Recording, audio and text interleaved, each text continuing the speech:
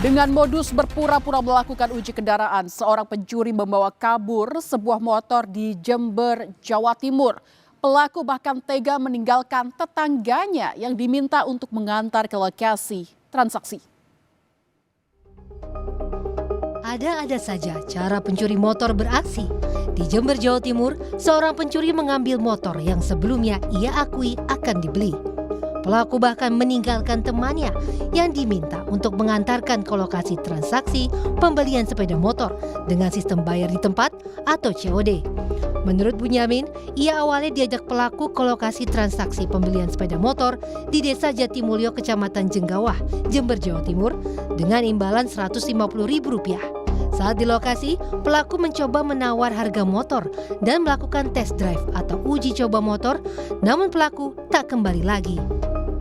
Rembakan sepeda ini katanya di LP itu dikasihkan 11 gitu. Oh, disuruh ngantar, Iya. mau beli sepeda. Iya.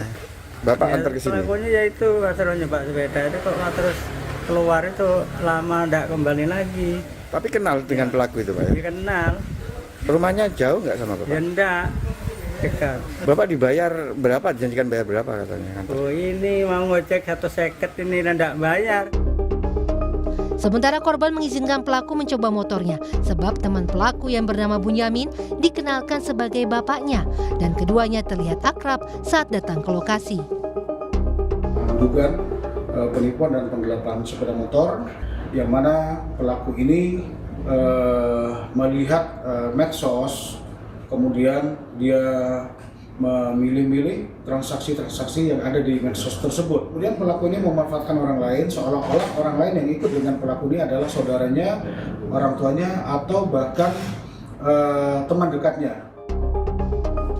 Saat ini polisi sudah mengantongi identitas pelaku dan menunggu korban memberikan laporan untuk kelengkapan formal kasus pencurian dengan modus uji kendaraan. Hernawan Mustika, Kompas TV, Jember, Jawa Timur.